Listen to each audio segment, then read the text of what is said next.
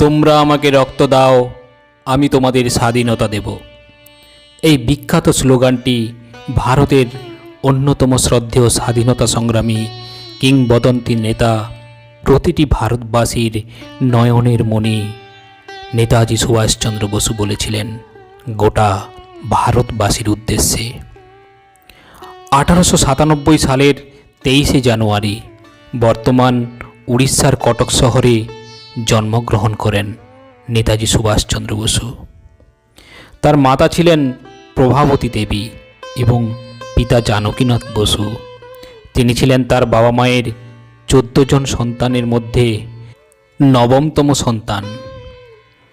জনসাধারণের কাছে নেতাজি নামেই সর্বাধিক খ্যাত তিনি। ভারতবর্ষের ইতিহাসে তিনি একমাত্র নেতা যার জন্ম তারিখ আছে, কিন্তু তার মৃত্যু দিবস আজও সবার কাছে অজানা। সমস্ত দেশবাসী আজও মনে করে আমাদের প্রিয় নেতাজি এখনও জীবিত। তিনি আজও আমাদের মনের মণিকোঠায় আছেন এবং ভবিষ্যতেও থাকবেন। আমাদের প্রিয় নেতাজি সুভাষচন্দ্র বসু দেশবাসীর উদ্দেশ্যে বলেছিলেন, আমি সুভাষ বলছি। হ্যাঁ, তিনি আমাদের উদ্দেশ্যে বার্তা দিয়েছিলেন সমগ্র দেশবাসীকে, যা আজও শুধু যুব সমাজ নয়, গোটা দেশবাসীকে অনুপ্রাণিত করে। নেতাজির এমন 42টি ইতিবাচক বার্তা বা বাণী বা উপদেশ তুলে ধরব, যা আপনার জীবনে অবশ্যই কাজে লাগবে। আপনার ভাবধারাকে নতুনভাবে উজ্জীবিত করতে পারবেন। আজকের পৃথিবীতে নেতাজির জীবন দর্শনই আমাদের এক এবং অভিন্ন উপায়। এই সমাজকে দুর্নীতিমুক্ত করতে এবং এই সমাজের প্রতিটা ঘরে ঘরে ঝগড়া বিবাদ থেকে মুক্তি পেতে এবং সর্বোপরি আমাদের জীবনকে সুন্দর ও আনন্দময় করে তুলতে এবং মানুষে মানুষে সম্প্রীতির আলোয় ভরিয়ে তুলতে নেতাজির ভাবধারায় অনুপ্রাণিত হওয়াই আমাদের প্রধান কাম্য। তো চলুন শুরু করা যাক। যদি সংগ্রাম না হয়, যদি ভয়ের সম্মুখীন না হতে হয়, তবে জীবনের অর্ধেক স্বাদই নষ্ট হয়ে যায়। মনে রাখবেন, সবচেয়ে বড় অপরাধ হচ্ছে অন্যায়কে সহ্য করা এবং অন্যায়ের সাথে আপোষ করা। মায়ের ভালোবাসা সবচেয়ে গভীর এবং নিঃস্বার্থ। এটা কোনোভাবেই পরিমাপ করা যায় না। আপনার নিজের শক্তিতে বিশ্বাস রাখুন। অন্যের শক্তির উপর ভরসা রাখা সর্বদা বিপজ্জনক হয়। তোমরা আমাকে রক্ত দাও, আমি তোমাদের স্বাধীনতা দেব। শুধুমাত্র চিন্তার জন্য কারো মৃত্যু হতে পারে এবং সেই চিন্তা আজীবন অমৃত থাকে। একজন থেকে আরেকজনের মাধ্যমে ছড়িয়ে পড়ে সেই চিন্তা। বাস্তব বোঝা কঠিন, তবে জীবনকে সততার পথে এগিয়ে নিয়ে যেতে হবে। সত্যকে গ্রহণ করতে হবে। যদি জীবনে সংগ্রাম ঝুঁকি না থাকে, তাহলে জীবনে বাঁচাটা অনেক ফিকে হয়ে যায়। আমি অনর্থক কাজে সময় নষ্ট করতে পছন্দ করি না। সাময়িকভাবে মাথা নত করতে হলে বীরের মতো মাথা নত করো। জীবনের প্রতিটি মুহূর্তে কিছু আশার রশ্মি থাকে, যা আমাদের এগিয়ে যেতে অনুপ্রাণিত করে। একদিন আমি অবশ্যই জেল থেকে মুক্তি পাব, কারণ প্রতিটি দুঃখেরই অবসান ঘটে। সংগ্রাম আমাকে মানুষ করেছে। আমি আত্মবিশ্বাস অর্জন করেছি, যা আগে আমার ছিল না। আমার সহজাত প্রতিভা ছিল না, কিন্তু পরিশ্রম এড়িয়ে যাওয়ার প্রবণতা আমার কখনোই ছিল না। অকাল পরিপক্কতা ভালো নয়, তা গাছের হোক বা ব্যক্তির, তার ক্ষতির পরবর্তীতে ভোগ করতে হয়। আমি কষ্ট ও বিপর্যয়কে ভয় পাই না। কষ্টের দিন এলেও আমি পালিয়ে যাব না, বরং কষ্ট সহ্য করে এগিয়ে যাব।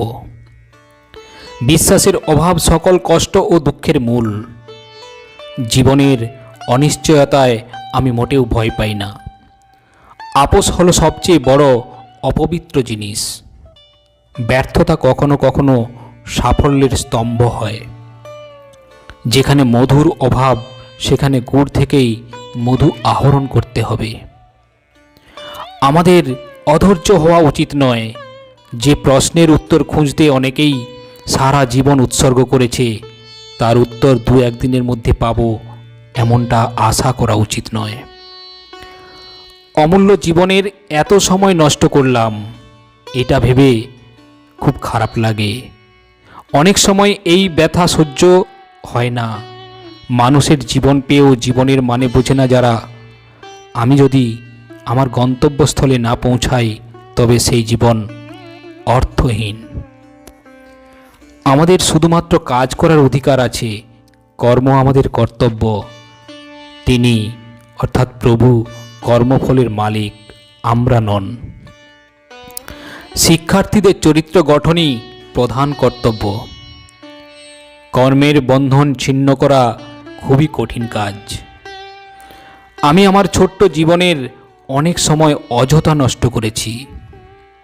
এই স্বাধীনতা যুদ্ধে আমাদের মধ্যে কে টিকে থাকবে জানি না, তবে আমি জানি শেষ পর্যন্ত জয় আমাদেরই হবে। যে ব্যক্তির ইচ্ছা শক্তি নেই সে কখনো মহান হতে পারে না। একজন সৈনিক হিসাবে আপনাকে সবসময় 3টি আদর্শ পালন করতে হবে এবং বেঁচে থাকতে হবে: আনুগত্য, কর্তব্য এবং ত্যাগ। যে সৈনিক তার দেশের প্রতি সর্বদা আনুগত্য, যে সর্বদা নিজের জীবন উৎসর্গ করতে প্রস্তুত, সে অজেয়। আপনিও যদি অপরাজেয় হতে চান তাহলে এই 3টি আদর্শ আপনার হৃদয়ে ধারণ করুন। একজন সত্যিকারের সৈনিকের সামরিক এবং আধ্যাত্মিক প্রশিক্ষণ উভয়ই প্রয়োজন। আমাদের রাস্তা ভয়ঙ্কর এবং পাথুরে হতে পারে। আমাদের যাত্রা যতই বেদনাদায়ক হোক না কেন, তবু আমাদের এগিয়ে যেতে হবে। সাফল্যের দিন হয়তো অনেক দূরে, কিন্তু তার আগমন অনিবার্য। আমাদের রক্ত দিয়ে আমাদের স্বাধীনতার মূল্য পরিশোধ করা আমাদের কর্তব্য। আমাদের ত্যাগ ও পরিশ্রমের মাধ্যমে যে স্বাধীনতা পাব, তা রক্ষা করা শক্তি আমাদের থাকতে হবে। স্বাধীনতা অর্জিত হয় না, ছিনিয়ে নিতে হয়। আজ আমাদের একটাই ইচ্ছা থাকা উচিত, মরার ইচ্ছা, যাতে ভারত বাঁচতে পারে। একজন শহীদের মৃত্যু, শহীদের রক্তে যাতে স্বাধীনতার পথ প্রশস্ত করা যায়, সেই জন্য মৃত্যুবরণ করতে ইচ্ছুক।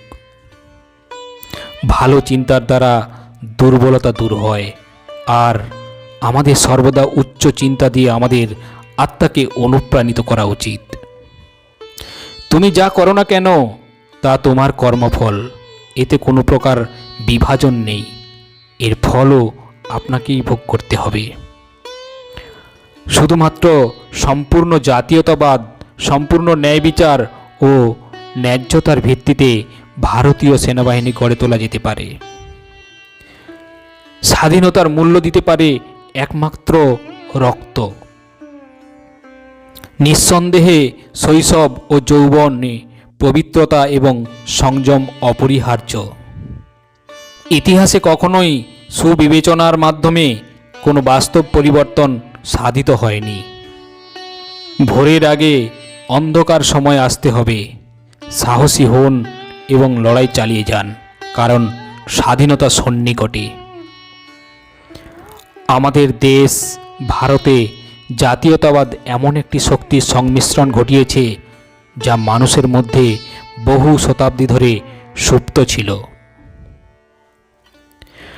নিজের প্রতি সৎ হলে সারা বিশ্বের প্রতি কেউ অসৎ হতে পারবে না। বন্ধুরা, সামনেই 23শে জানুয়ারি নেতাজি সুভাষচন্দ্র বসুর জন্মদিন। নেতাজি সুভাষচন্দ্র বসুর জন্মদিনে এই বাণীগুলো, তার আদর্শকে যদি আমরা একটুখানি নিতে পারি তাহলেই আমাদের জীবন ধন্য হয়ে উঠবে।